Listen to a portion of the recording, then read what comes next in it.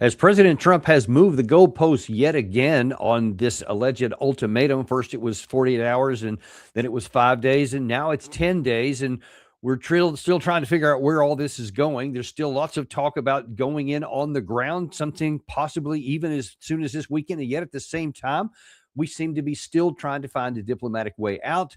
But now then we're listening to some things coming out of Iran itself from their version of what they think is going to happen diplomatically or not. And we're going to try and divine just exactly where is all this going. And we couldn't have anybody better on to talk to it about today than Alastair Crooke, who's a former British diplomat and MI6 officer with decades of experience in the Middle East and European security affairs. He also served as a senior advisor to the European Union, and he is founder of the Conflicts Forum, which you can find on Substack and which we will be referring to in this show here. Alastair, welcome back to the show. As always, a pleasure to have you. Well, thank you for having me back.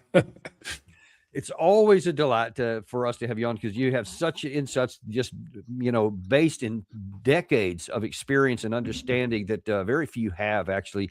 And, and if I can just say I think one of the real shortfalls of the current U.S. administration is the near absence of any kind of depth of understanding of the region.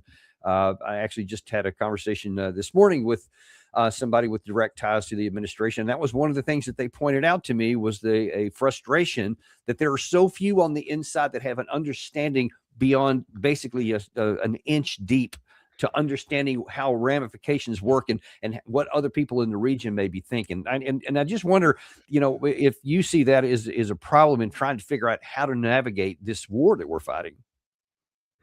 Oh, I think it's a lot worse than that. I mean, there is a complete there's a complete breach with reality, a complete diversion from reality. I listened to a bit of the public part of the cabinet meeting that Trump was chairing a day or so ago.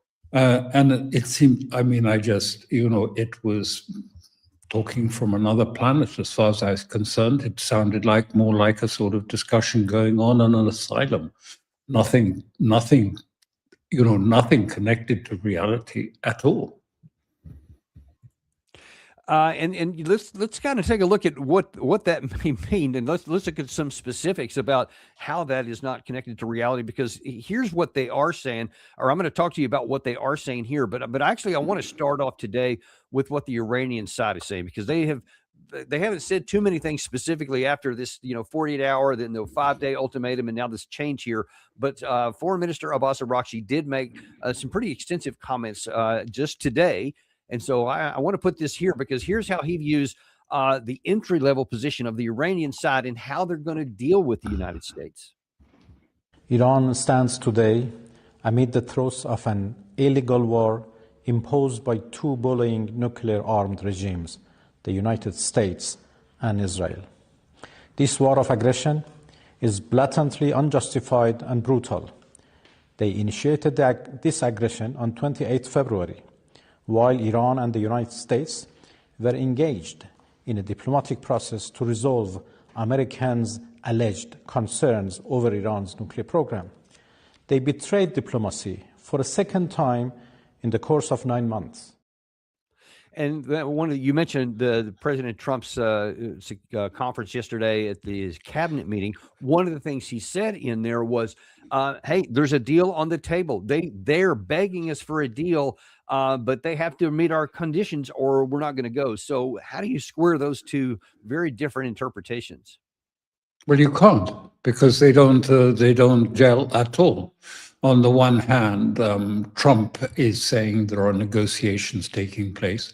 That is simply not true. There are no direct or indirect negotiations taking place with Iranians. I mean, Iranians from the government. None at all. And I would say that, on the other hand, there is no publicity, no recognition, but a few days ago, the supreme leader, the new supreme leader, the son of, if you like, the assassinated supreme leader, he gave a 12-minute recording. The first part was about Nowruz and was standard. And then he changed tack. And it was a very tough line. He said, well, okay, you've given us, these are your positions, these are our positions. Our positions is you have to get out of the Gulf altogether. You have to exit all of your bases in the area. You have to give us reparations for the damage that you have done. And also, we are going to enforce a new regime, legal regime over Hormuz. And so it was a very strong and tough, the three propositions that he made, that there had to be, those were his positions. And he said, here are mine. What is your response to that? So we have two quite opposite, if you like, assertions of the conditions for any change. Both of them effectively, the American one looks to, if you like, a capitulation by Iran, and Iran's is effectively, in a way, a capitulation of the American presence throughout the Gulf. It's much broader and it's much stronger than that. And why is there such a difference? Why is there such a gulf between the two? Is because we're not looking at, the West is not as thinking in terms of what Iran is doing. It's not looking for another compromise. It did all this at Geneva and in Oman, simple JCPOA type compromise on where uranium is, what, if you like, nuclear facilities would be closed, what would happen to their missiles. No, they're not looking at this. They are looking at a complete paradigmatic change in the Gulf region, a change which would see America out of it. It would see the Gulf states being having compelled to deal with Iran, who will be the only state that can provide security and safe passage through the Hormuz. And it will also bring about an end to the petrodollar, because they are insisting that any cargoes that pass through Hormuz must be paid for in yuan, not in the dollar. And they want the Gulf states to give up also their connections with the United States dollar investments, like Microsoft and Amazon they've mentioned. Those must go too. It's got to be de-dollarized. The Gulf is de-dollarized. That means the end of the petrodollar, essentially. It means, too, the end of US dollar hegemony. These are very audacious objectives that Iran is setting. And I mean, of course, the proof of the pudding is if they can achieve all these, but they have a lot in their hand. They have all the cards to play, not Trump. They have the cards to play because, first of all, they control Hormuz. We can talk about whether there will be a military operation to, if you like, remove that control, but they control Hormuz. And what is important is it's not just the oil. 20% of the global oil passes through Hormuz, but other things come through Hormuz. Important things, sulfuric acid, helium, all of these key elements are vital to, if you like, commodities and to components in the West. And the experts say very clearly that if this is shut for another 3 weeks, Hormuz shut for another 3 weeks, it will be a catastrophe for the Western economy. It's not just the oil and the price of the oil, because Iran will be controlling the price by setting the volume. If it increases the volume or reduces it, no longer will the United States be controlling the price of oil, but Iran will be controlling the price of oil and will be controlling the amount of energy going through this and through the Red Sea. They've said they will combine the two of them. And also these vital commodities you can't extract, if you like, various elements without sulfuric acid. Helium is important. Also, for fertilizer is vital to our food production.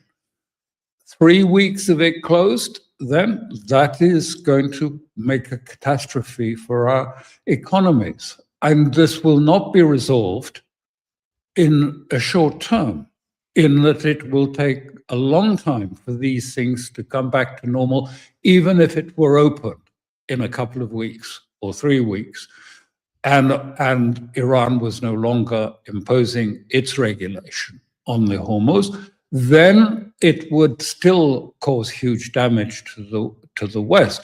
I don't think it's realized how bad the damage could be to the West, and particularly to certain Asian countries that are allies of the United States, like Japan and South Korea, and others, Malaysia and so on.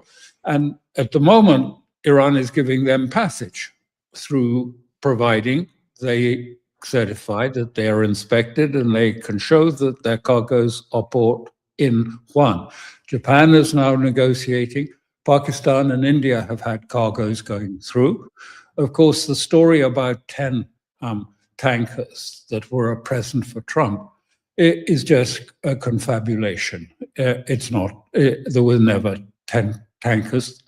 The Iranians have refused to respond, as far as I know, to the 15 points that were put to them by Kushner. They refused to respond to them at all. So they're denying that. I imagine they just are not prepared to respond to them. They probably refuse to take acceptance of those. Well, I mean, and especially if what you just said, if any version of that is accurate, I mean, they wouldn't agree to any of them anyway. So there's no point in even talking about those. And I think that your time frame here is really important. This potential for 3 weeks. Definitely, the Iranians are aware of that. So it's not like, in my view, and I'd like your answer to this, that they like have to. All right, we have to hang on for a year and we have to survive, because they have some near-term leverage points that maybe the White House isn't even paying attention to. And to your point here, this is some information here that the Strait of Hormuz situation, quote, will not return to the way of the past, which it seems is a big marker that they're putting down here. And their Zulfagari, if I'm saying his name right there, the spokesman for the RGC, said the situation in the Strait will not return to the past. Negotiations or not, the spokesman said, adding that permission for transit will be determined by us. So it looks to me like they are just absolutely saying everything you just did, that they are putting it into effect now. And we have got to either find some way to force it open with military means, or to find some sort of negotiation. But tell me what you think. The terms to negotiate that and opening to that are going to be pretty high for us. Well, I don't think they're even politically possible for the United States, because they are wanting the withdrawal of the United States, the end, because the GCC, I mean, this was the motor of financialization in the West. This was the instrument, the petrodollar and the GCC, which are the main petrodollar savers, and passing it on and buying US treasuries. If they are stopped from doing that, it's a huge change in the whole structure of the region, and a change that will mean that ultimately the GCC states will probably face a difficult decision. Either they are going to have to come to terms with Iran, or they will not be able to export their petrol or any of the other products through Hormuz, or be able to import food. For example, UAE has about 10 days supply of food, and that food comes through Hormuz. So, I mean, it's going to turn the tables on the whole of this area, as planned by Iran. So why would they negotiate? What is the point? 3 weeks? They will, of course, they will be able to control the Hormuz for the next 3 weeks, or maybe longer. The damage will have already been done by them in our supply lines, in Western supply lines, in Western commodities. Many things won't be able to be produced without helium. Many things won't be able to be extracted without sulfuric acid. This is going to change dramatically, if you like, the color and the idea. We're going back to what it was, just to be clear, before the 70s, when America changed the whole formula. But before that, Iran was a major power in the region, a major regional power, a major civilizational power, a major Islamic power in it. And in the 70s, effectively, the United States decided that it wanted to make the emirs and the monarchs, the Sunni emirs and monarchs of the region, their proxies, and put them in opposition to Iran.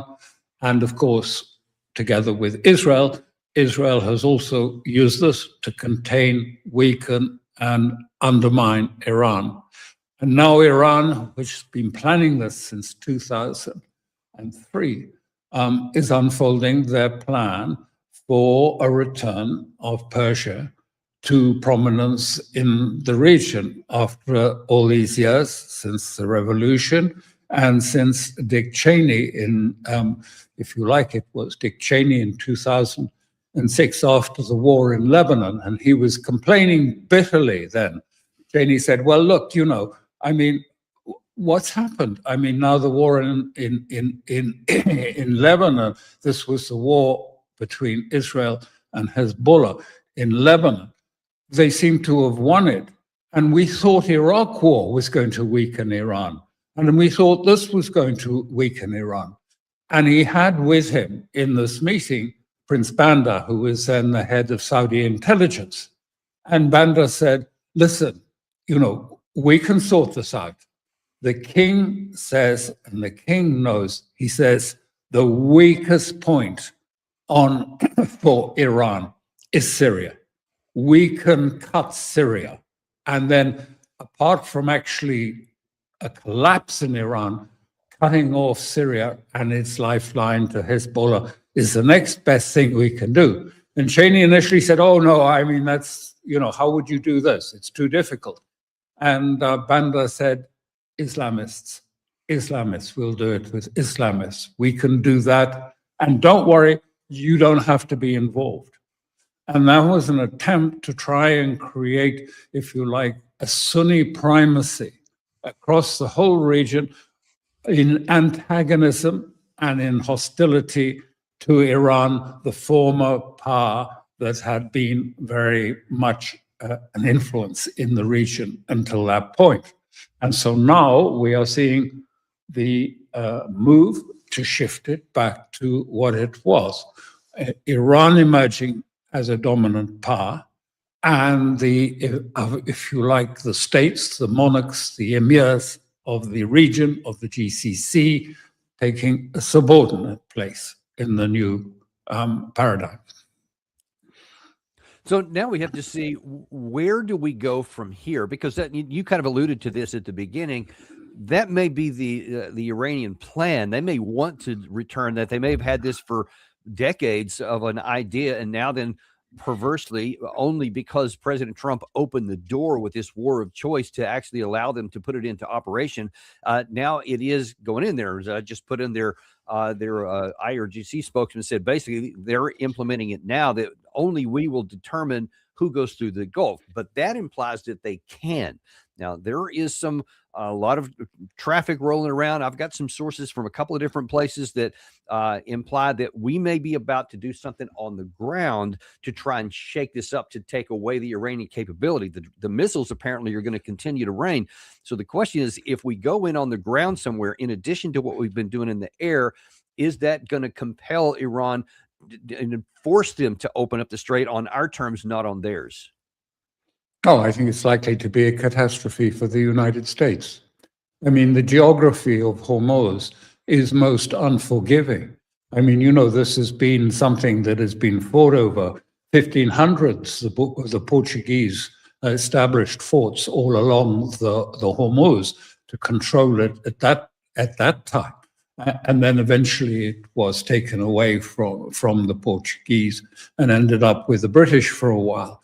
But the Hormuz is terrible terrain. All along first of all, the length of the Hormuz, the border, the area of Iran extends for 2,000 kilometers. That's the extent of the, if you like, they're facing onto the Hormuz waterway. And it's cliffs. It's mountains behind and cliffs at the front. So all along those cliffs, it's honeycombed with anti-ship missiles. In the mountains, you get fire control. Hormuz, if you look at the actual peninsula, if you go back to the peninsula, you can see that anyone trying to go there, because Iran has 270-degree fire control not from missiles or anything, but simply from the mountains behind. That's where their artillery is. It's close enough to control it by artillery. But of course, they have many other things. They have high-speed submersible drones. They have speedboat surface drones. They have manned drones. And they have something else which has not been put into the consideration, is they have about 25 or so mini submarines.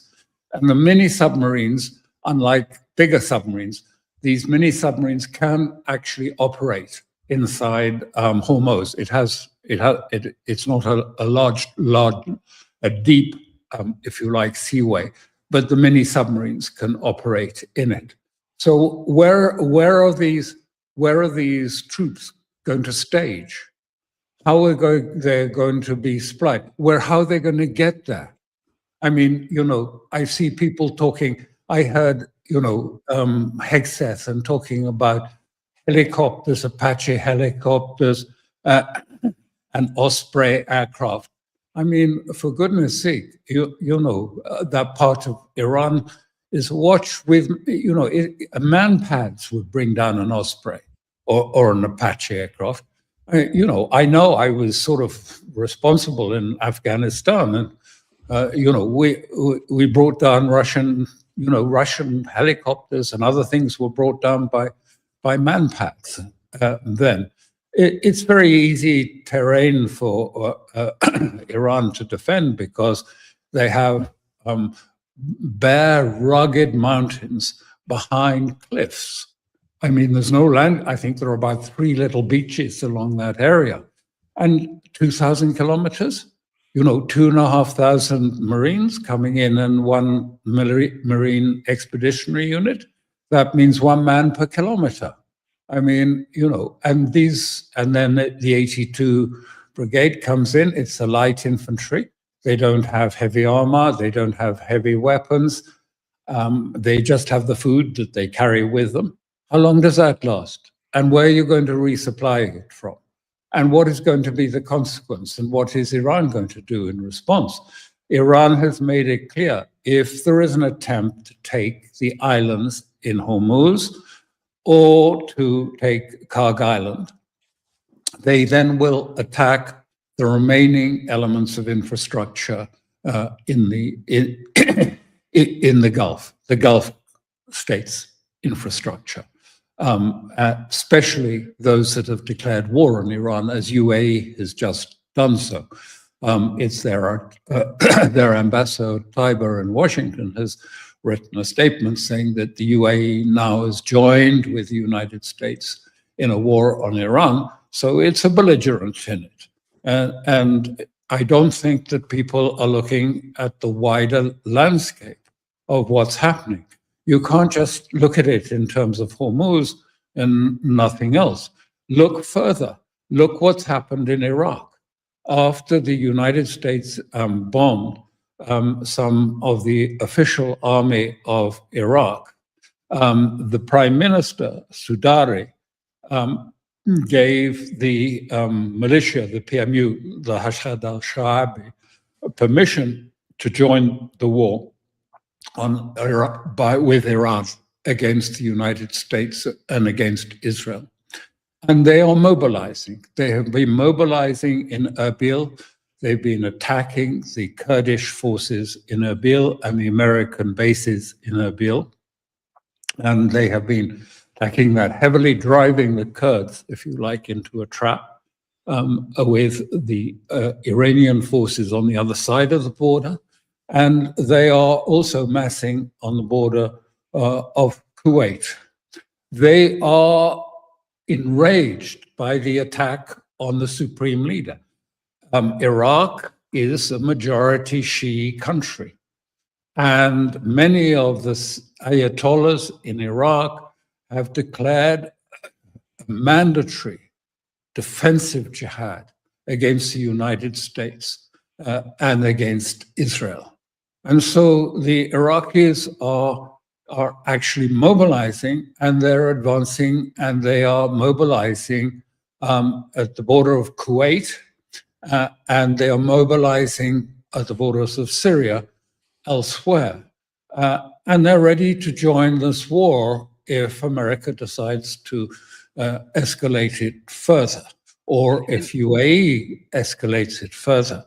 Then you will find, I think, that the whole topography, the war is then spreading. Turkey will then undoubtedly have a say in this, certainly in Syria. It will want to place its forces there in Syria, and we will see already we have in Hezbollah massive attacks taking place against Israel. I don't know if you've been following it, but they're losing their Merkava tanks. I mean, in one day, 21 tanks destroyed by Hezbollah. 21 tanks. And of course, the crews too. I mean, some crew got out, I believe, and then the day before it was 8 tanks. I mean, they are suffering enormously. Hezbollah is attacking the whole of northern Israel. The settlers are very unhappy and they want to leave and to abandon the townships on the north. And in Israel itself, we have Naftali Bennett, who's likely to be possibly the next prime minister, in saying, we've lost the war. We're losing this war. We have lost it in Iran. We are not achieving any of our objectives in Iran. We've lost it with Hamas, and we've lost it with Hezbollah. We are losing the wars. And he was very clear, because then the chief of defense staff called an emergency. It's in the Hebrew papers today. And he said, listen, I'm putting up 10 red flags. We don't have the troops for this. We're so short of troops. We can't do a war, all these wars at the same time. And what we see, and in fact, it was also put out by RUSI, the Royal United Services Institute in London, says, Israel has run out of missiles. It's self-defense missiles, it's standoff missiles. In 16 days, it has run out of these missiles, and so has America. And America's had to remove its one carrier. The other carrier is now far off the shore. So we have to take the big picture of the war as well into account when we talk about, troops landing in Iraq, in Iran, in the Hormuz. What would that mean? It would mean the war widens, becomes a regional war, perhaps even somewhat of a sectarian war. And so America would be in the middle of this. And it won't find a friendly staging point in Iraq. In fact, I think Iraq is intending to occupy Kuwait. And Iran, if there is an attack, and UAE is a part of it, may decide to invade the UAE. We're talking about something very different. So that's why I made these rather sort of terse comments about the cabinet meeting, where everyone was saying, oh, it's wonderful, they're begging for, Iran is begging for a negotiation. They are failing. We've defeated their air force. By the way, what he was saying, Hegseth, is just untrue. they do not have air superiority over Hormuz. Look, they just had an F-15, I think, no, F-18 or whatever it was shot down over Bandar Abbas by the Iranians have been slowly showing their hand, not all at once. And now we see that they do have air defenses and that they're quite efficient. And actually, let me go down that path, because that is part of the curiousness of it. And for those who may have missed it, I want to show a bit of what Secretary Hegseth said in that meeting. But I'm going to kind of set it up by looking here. I mean, this is in the New York Times. I mean, you were talking about the Israeli admissions that was leaked, that apparently that their conflict, that they can't even continue to fight with the troops they have. And this is the precedence here, is that we're already suffering, and 13 of our military bases in the region are all but uninhabitable. So that's the entry point. We have had both an F-35 and an F-18 shot down here recently when they have attempted to penetrate. Lots of MQ-9s. The drones that we have for reconnaissance also have been shot down, at least 11 of them. And yet, with all of that, here's what Pete Hegseth is boasting about yesterday. A-10 Warthogs, if you know them, you love them, and Apache helicopter gunships are flying strike missions inside Iranian airspace and throughout the Strait of Hormuz at will. See, you only send these slow, low-flying, close air support platforms when the enemy has no meaningful air defenses left. Their presence is proof that Iran's air defenses are gone. Their command and control is shattered, their top leaders hiding in underground bunkers, while their mid-level commanders are being crushed in the field. The morale of their fighters plummeting, and we see that disconnect daily. So talk about a disconnect daily. I mean, what he described there and what you described so beautifully in the foregoing section here are literally incompatible. They can't be talking about the same place. And yet this is the guy that's going to be in charge with the orders, the instructions of the guy sitting next to him to potentially launch a ground operation to take care of to force the hand here. How do you see that unfolding? Well, as a catastrophe. That's why I said a catastrophe, because there doesn't seem to be any real understanding. I mean, at that level, at the level, of course there is in other parts of the Pentagon, but there is not an understanding at the level that there should be about what they're facing. To claim that they've got air superiority, air dominance, is just untrue. There is only some areas of it, of, if you like, penetration, but all of the attacks on Iran, all of the attacks, vast amount of attacks, are by standoff weapons, standoff cruise missiles, JASSM missiles, and America is running out of those too, by the way. They now, I think, RUSI, RUSI say that perhaps it can last for another 10 days, but then they'll be exhausted. So they haven't got even those. So to suggest you can fly the Osprey, which is a very vulnerable aircraft, into hostile territory. I mean, the Iranian army, just to remind ourselves, I know you're aware of it, but this is not just a sort of little irregular group. It's a 1 million-man army, And that's not the militia. The Basij is also another 1 million.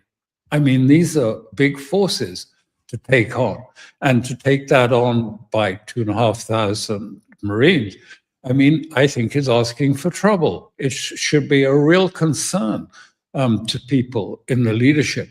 But the way that cabinet meeting was being held, and the discussions, and and Witkoff coming in and saying, "Well, look, I mean, what we have to say to the Iranians, if they don't take this opportunity, woe betide them. This is the last chance you've got. You've got to sit down and sign up to the 15 points." 15 points. They're not interested in those 15 points. They've done with all of this. Now we are in the decisive war for Iran. This is their existential war, and they're going to prolong it as far as necessary to meet their objectives. And of course, part of this will be that they expect that Hormuz will be a major source of income for them. They talk about 800 billion a year from the fees that they will charge to vessels passing up through Hormuz, all the vessels operating in one, don't forget, and that they will get paid. In fact, they're already getting paid. Pakistanis, I believe, paid 2 million. Other ships are offering to pay. And all of this is circumventing new payment mechanisms that the Iranians have already put into place. Means that they're getting these payments circumventing, the dollar siege, if you like, a financial siege. They're going around the wall of the dollar sphere in order to take payments for the vessels passing through. So, I mean, and they control, I mean, as I say, they can control the Hormuz by artillery almost, let alone use their missiles. And their missiles, of course, will reach it. And we've seen them.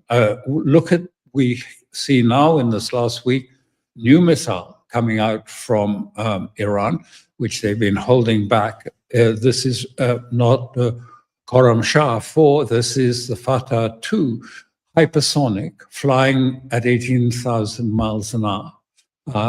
And when it comes back into the atmosphere, it has a secondary engine, rocket engine, which then ignites as it re-enters the atmosphere and therefore makes it steerable. So it can do a sort of ballet dance around any remaining missiles, air defense missiles fired at it. But what you see, and I mean, this is incontrovertible, as Hexes says, America has air superiority. Iran announced missile dominance over Israel because it was able to land 2 major missiles on Dimona town, just adjacent to the nuclear research center, and on Arad, causing huge damage. And Israel, Dimona is the most sensitive, the most highly guarded target in Israel. They were not able to put up any air defenses.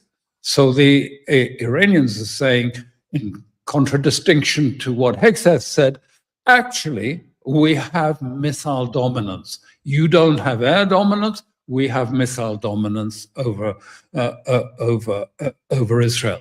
So, these narratives don't even touch at any single point. I mean, the one that is being presented, cabinet of, a desperate Iran, so sending gifts to Trump of tankers and begging for the start to diplomacy. Actually, they have the cards in their hand. They are winning this war.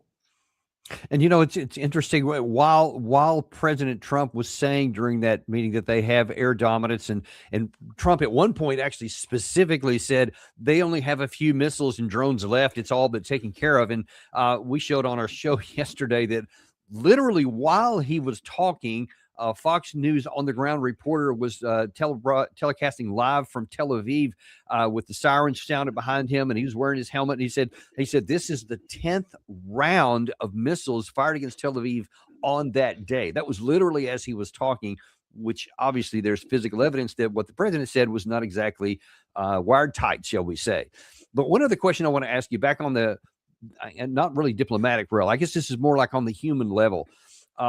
One of the very first shots in here was not just the assassination of the supreme leader, but also that missile that hit the school that killed, I think, 175 teachers and kids. Yeah. And I'm going to show you what Abbas Araghchi said about that today. And I wonder if you can just kind of tell us what impact this could have on the willingness of the Iranian population even to endure a lot of suffering. Watch this. Among the most harrowing manifestations of this aggression was the calculated, phased assault on Shajara Tayyebe Elementary School in the city of Minab, where more than 175 students and teachers were slaughtered in cold blood. This barbaric attack is but the visible tip of a far bigger iceberg.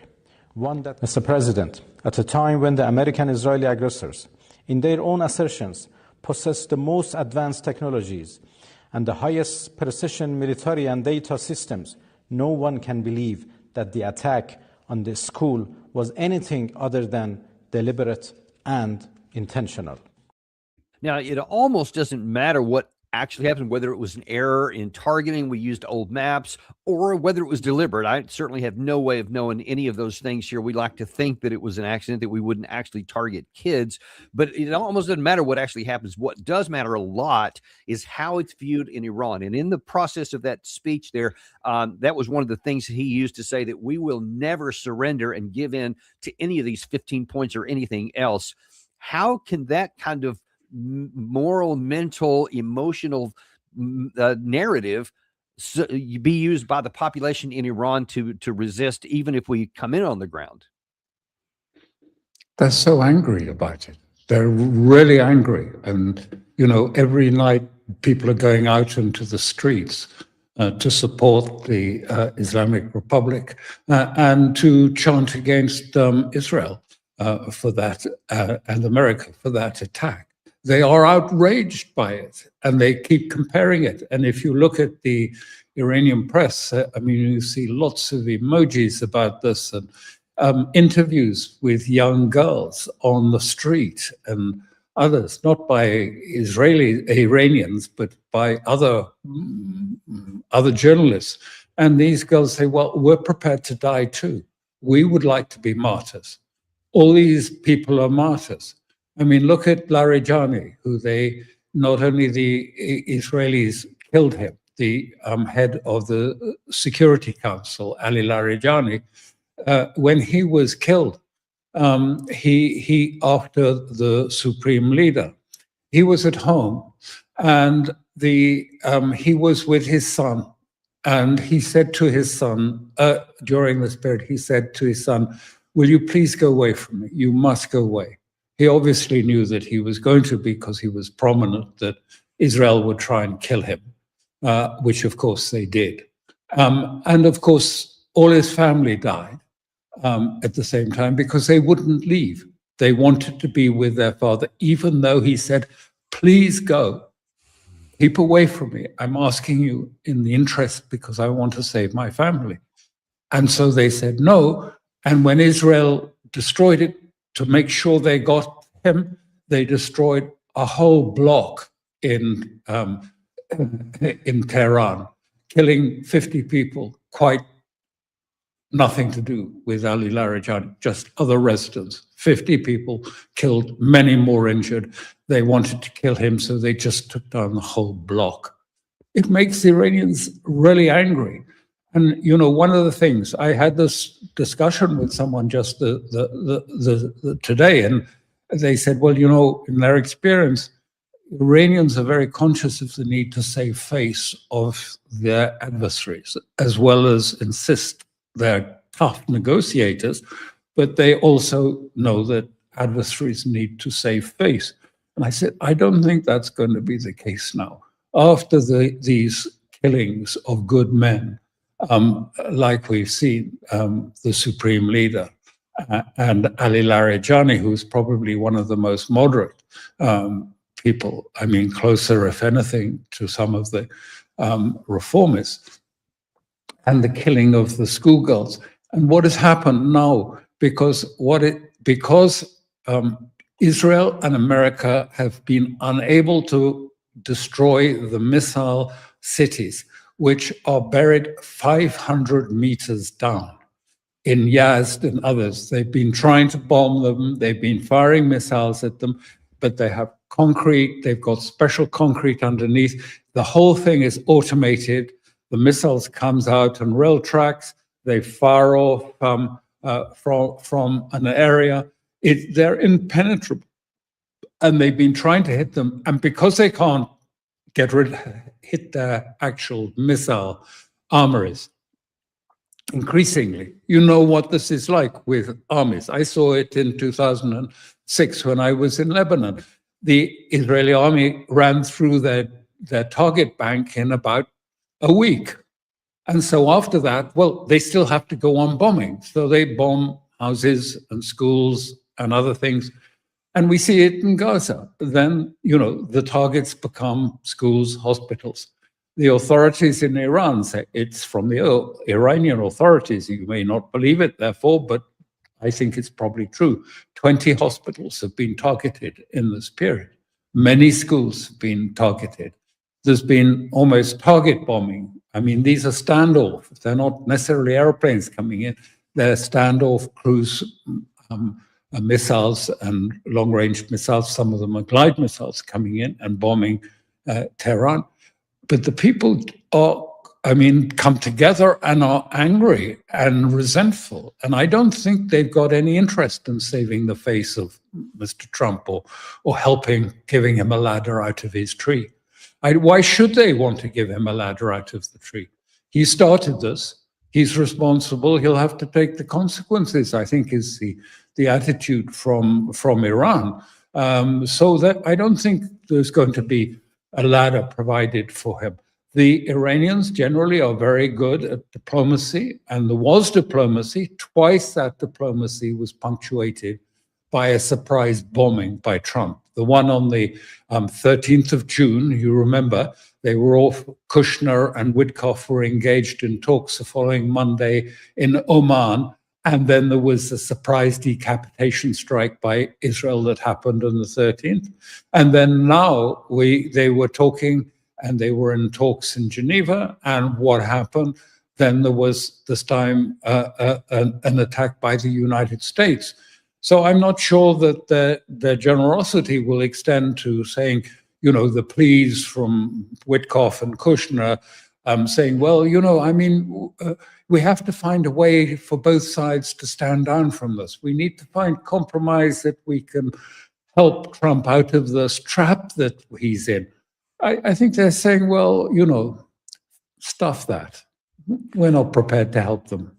And that's I'm showing here a relief map of Iran here, and then this on X was pointing out that the U.S. military has not fought a course-sized maneuver warfare against a regular army in 35 years with Iraq in 1991, which I participated in, and I can tell you even that one was not a fair fight, because the Iraqi army was not even close to being a peer. It says they have not fought a course-sized maneuver warfare against a peer enemy for 73 years back into Korea. And then it says they are not going to survive invading the fortress of Iran. And it shows the mountains all along the western aspect, exactly. Anywhere you would want to come in. And yet here we have information that the United States already has around 10,000 ground troops in the area, which could be going into operation. As I said, I've been told by a number of different sources, even this weekend, and another 10,000 was put on alert yesterday, which implies that they're already thinking that those may not survive or succeed. So they're already thinking to ramp it up. But at the same time, the Iranian side has been saying, bring it on. We actually want you to come in, because that will complete your destruction here. And given that terrain, is that empty bluster? Because I'm hearing, I'm a Texan, so I'm hearing, remember the Alamo kind of vibes, as the former Minister Arakchi was talking about.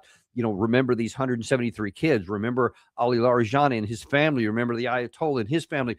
Mojtaba Khamenei, the current supreme leader, his family, his wife, his child, all kinds of people have been killed. It sounds to me like they're saying there's no price you can put on us. It's going to make us submit. How do you see it?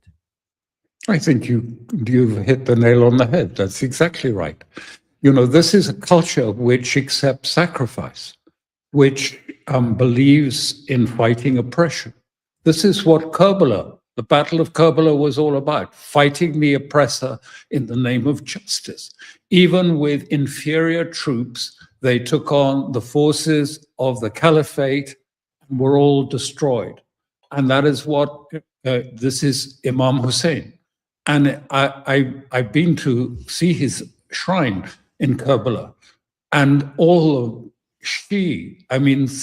during the pilgrimage, 21 million come from across the whole region to pay their respects at his shrine. And the energy and the sort of radicalism, this was some years ago, before this present influence, was huge. It was palpable. You could feel the energy of these people. They are, they are Iranians, they are Shia, they are religious, and they are prepared to make sacrifices in the name of justice and of fighting oppression. And that is what they see this war as, whereas we see it as sort of, we'd like the control of oil, please, or something like this. We want to control the oil, and we want to be able to control all of the waterways of oil so that we can squeeze China and we can squeeze Russia, because we have full control and domination of energy. Well, Iran has just taken that away from the United States, because this is the key. These are the two key choke points, together with the Malacca Straits as the entrance to China. So China is already building up in that area. And there is going to be probably a war for over the tankers. Already Europe has started to try and do that, and to say they're going to seize tankers on the seas that are taking illicit cargoes from Russia, as if, Britain and France can decide what is a licit and an illicit cargo of oil by Russia. So we are in a bigger war. And of course, Russia and China are parties to this war in an indirect way, because there's no doubt. I mean, look at Venezuela. What was it? Naval blockade, seizure of vessels. What's been happening to Russia in the Baltics, in the Mediterranean, attacks on their tankers. France seizing, I think Danes have seized a tanker. And the Russians saying, well, we'll have to have naval escorts for our vessels.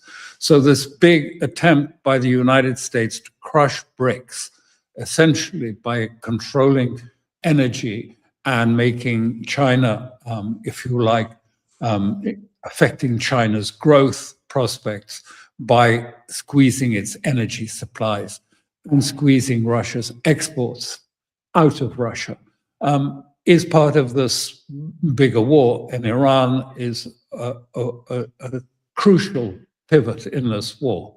And this is why it's so important what Iran's plan is, because it is to upend that whole paradigm of, if you like, domination of energy, domination of the seaways, of the choke points by the West, and change it into control, real, true freedom of navigation, rather than freedom of navigation, which is at the permission of the United States, to change it to freedom of navigation with the permission of Iran, and with Iran providing the security to it. And let me ask you one final question here before we let you go today. And this is more from your domestic situation there in the UK. There are reports, I'll just say, that there are some British special forces which may participate with the United States in any kind of a ground incursion here. And a lot of military folks in Britain seem to be thinking, yeah, that's something that we should do, but that we can, I don't know if it's to maintain this Western dominated system that you just described or what, but I wonder if you can tell me what the mood is like inside of the UK, whether it's at the government level, the military level, or the people level. How is all this playing inside Britain? Well, I'm actually in Italy. I don't live in Britain, so I'm not really equipped to answer that in the general sphere. But I think the special forces aspect, we've been playing on special forces for a long time, seeing them as a solution to doing proper military, if you like, operations, that special forces can go in and do something clever and come out again. But I mean, I think this will be very difficult about, as I say, how do you insert them? What equipment are you going to use to insert them? How are you going to sail up the Hormuz? You'll never do it. Are you going to land them on Karg Island? The Iranians have been putting their troops there for some time. Karg Island is small. It has, it is flat. It hasn't got cover. It is just a loading terminal. And then, the Iranians will just turn off the oil to supply to Karg Island. They're not going to give it to America. They'll turn it off back in the mainland where it originates. How are you going to feed? How are you going to supply special forces on the ground? How are you going to extricate them? Where is your, if you like, where is your base? It won't be in Iraq because the Iraqis will take the opportunity. The Iraqis have been destroying all American bases in this time. No one seems to be appreciating that, the killing of the supreme leader really fired up Shiism across the whole region. And, overall, about half the region is Shia and not Sunni. And even in Saudi Arabia, they are Shia. Bahrain is 70 to 80%. That's why they're so vulnerable. Shia, with a monarch who is Sunni and a protection force that is Sunni sitting there. And it's in uproar tonight because they killed a very prominent young man, 35, but he's descendant of the Prophet. And there is a huge uproar taking place in Bahrain at what they call his execution. He'd already been in prison. There is deep unrest. Bahrain is unstable. Kuwait has got the Iraqi forces at its door. UAE, is very vulnerable. Remember, UAE only existed after 71. Before that, it was called the Trucial States. It was part of Oman. And all of those states were closely, Bahrain, until 1971, was a province of Iran. It's not, as if they've been there for years and years. Until 71, Bahrain was, I can't remember which number, but one of the provinces of Iran. And now then we have Iran trying to set things up and change the dynamics here. To me, the what's really at stake here is profoundly more important than I think many Westerners and certainly Americans recognize, because we think it's just about getting the Strait back open up to get the price of oil back down. But what you're saying is that the Iranians have a long-standing idea that they were looking for an opportunity to upend the whole Western domination of the region. So this is a big operation at stake here for the Iranians. And just to say, at one point, I think last year, Trump said at one point, if we were to lose dollar hegemony, it would be worse than losing a major war. It could be worse for America than losing a major war. And the dollar hegemony came about basically after 73, 79, the big increase in the price of oil prices, and the whole of those GCC states were the manifestation of petrodollarism, basically. Petrodollarism goes from those Gulf states.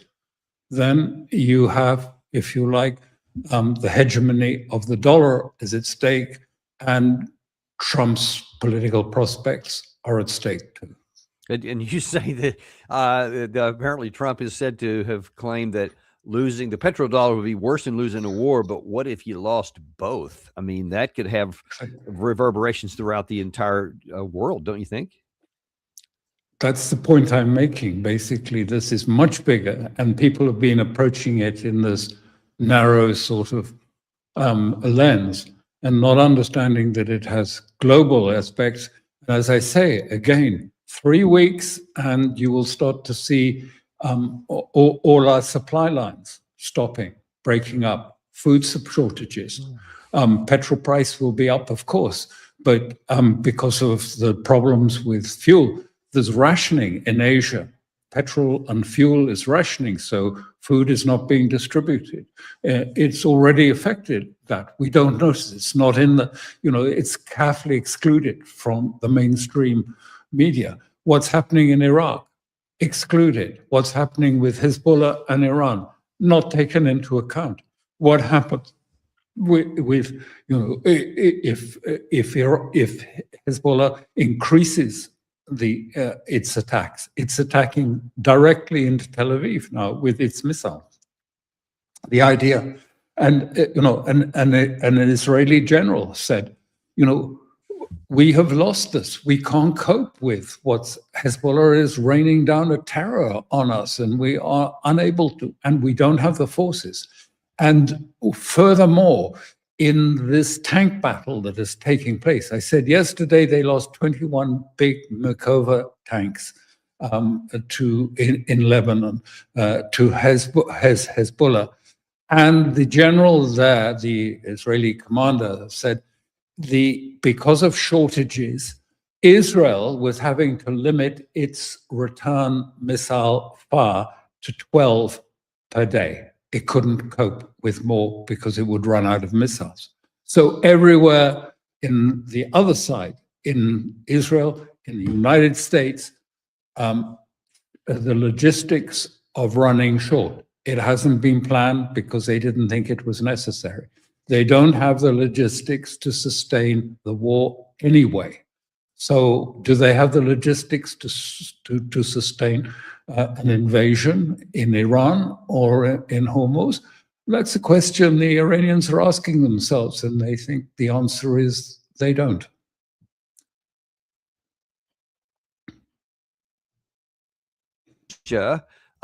Because here, this is in Politico, Iran puts Taiwan chips at risk. This is another not kind of off the radar here, but Iran's blockage of the Strait of Hormuz.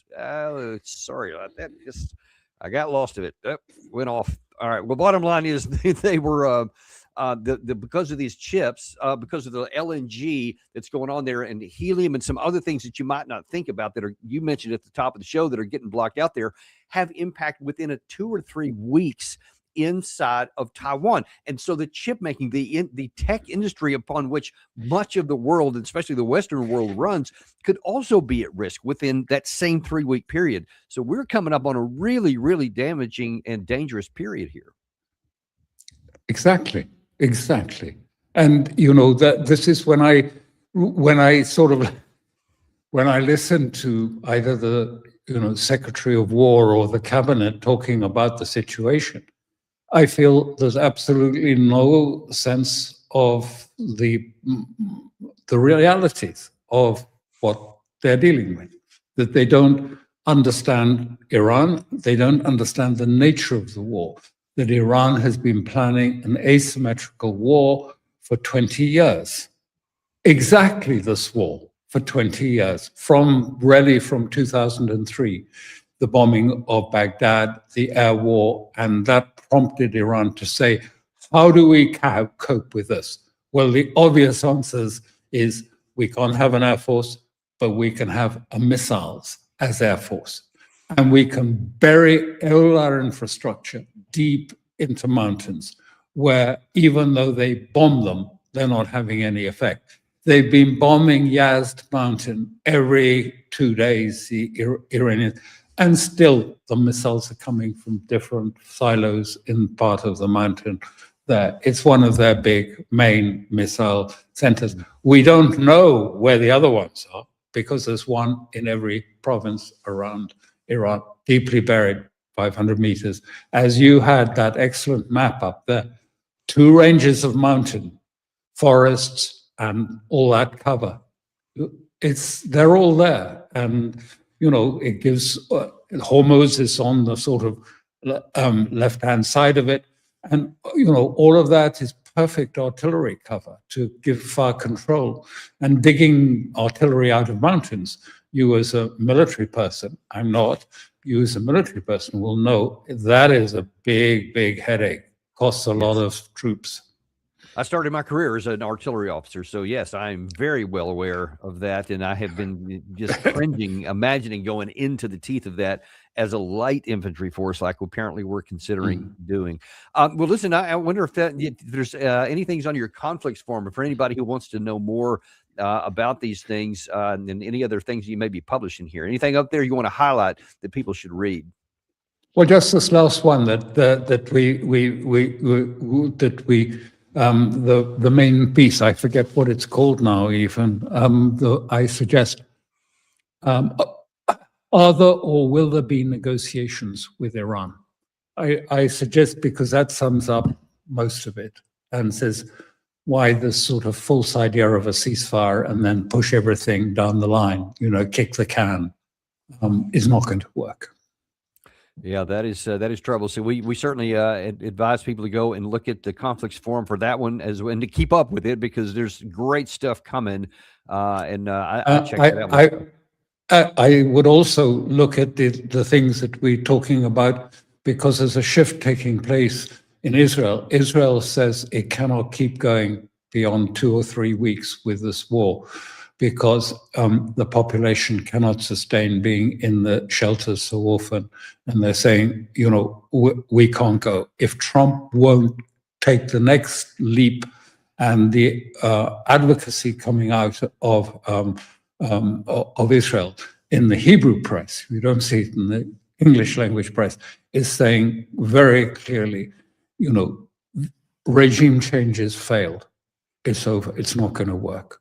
So Trump has to be made to take Karg Island.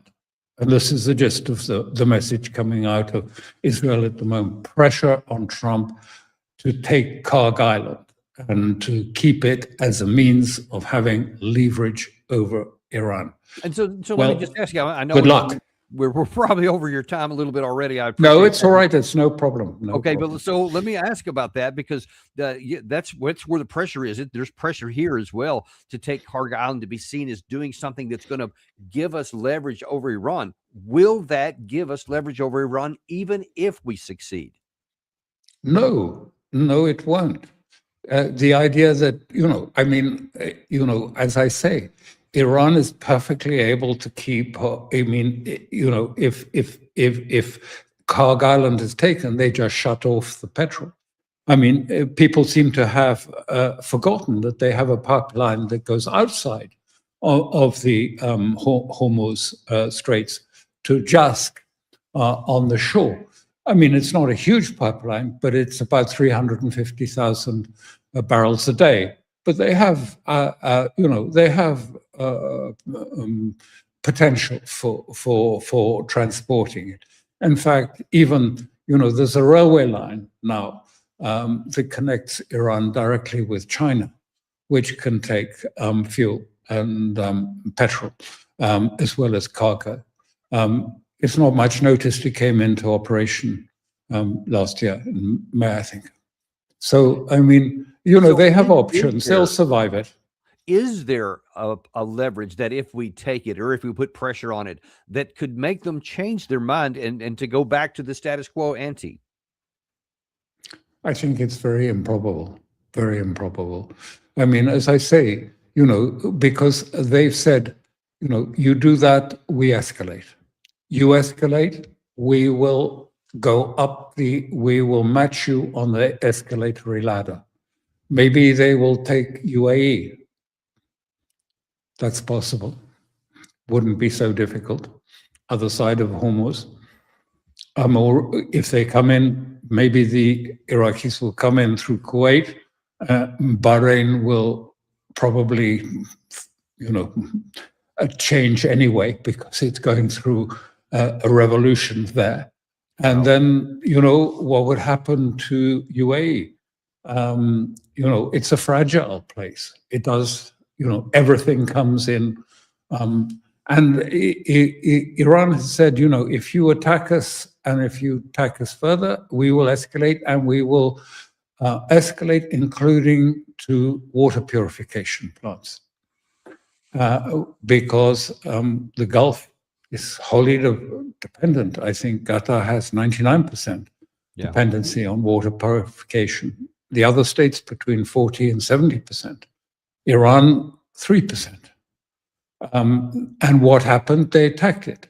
I'll just finish with one thing, in order to put pressure on the United States to do what Israel wants, to put boots on the ground and to try and take Karg Island, they are upping the ante on the nuclear side very sharply.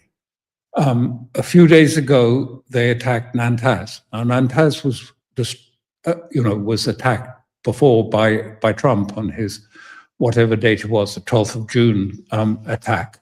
But then they put a missile very close to Boucher, to Boucher power plant, nuclear power plant, about 100 meters from it, a missile. Now, Boucher is an operating power plant that is shared with the Russians, is under IEA control because Russia needs it under IEA control. It's a joint, if you like, nuclear facility at Boucher. And they put a missile within 80 miles, 80 kilometers, 80 meters from the thing. Then, I think it was in the last day, they fired a missile and it actually damaged the power plant. And Russia has now withdrawn all its staff from it, taken them out. I think 143 Russians were removed from that plant. And that provoked the Iranians to fire their missiles close to Dimona, the Israeli nuclear research station, and to Arad, by it, close to it too. So there is also this dangerous game of chicken going on in the nuclear sphere. And I think this is a message not so much to Iran, but a message to the United States.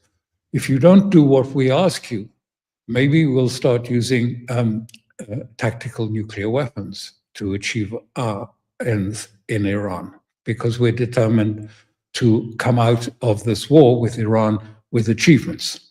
And if we can't get them any other way, this might be what we have. So I think this is a message that is actually intended more for the US than it is for Iran. And final question here, what do you think of the prospect that Iran is privately now running to get a nuclear bomb behind the scenes because of everything that's happened here, to include the assassination of the former supreme leader? There's pressure for it, and it's possible. People don't really understand the Iranian system very well, but the order, if you like, fatwa that prevented the use of nuclear weapons, which came out of really the Iran-Iraq war, when there was a decision by Iran that it would not reciprocate when Iraq used chemical weapons, that they chose not to respond with it, even though Iraq was using chemical weapons against Iranian troops. And the Supreme Leader put that. The Supreme Leader, incidentally, was on the front then. Even though he was, president, he went and was with the troops on the front during the Iran-Iraq war. But he then laid down this fatwa. Now, under the Iranian system, there's a thing called ijtihad, which is not the case in Sunni Islam, where the gates of ijtihad were closed in, I think it was in about 1580 or something. But in Iran, there is ijtihad, which is by reasoning that is determined by the present circumstances, a change of circumstances, a change of timing, change of era. It's possible for the mujtahids, these are people who are juridically empowered to make such decisions, to change that decision. It doesn't go through, Parliament would then endorse it or whatever, but that is the process. So it could happen. It could happen if there was enough demand for it, in the sense that, look, the only thing, we need this for the protection of the people, the Ummah of Iranians. We need to have this weapon. I'm not saying it will, but I'm saying it could happen. And if that decision was made, I don't think it would take very long for it to be implemented. Well, let's hope that it doesn't, because that could open up another Pandora's box that we may never be able to get closed from that. But there's not enough on the conventional level here to make us feel very comfortable here. But we are always appreciative very much of you coming on, unintimidated and uncompromised, to bring the truth no matter what it is. And we need to know about it, because we're not getting it on the mainstream press. And we're very grateful for you for bringing it. Thank you. My pleasure. Thank you.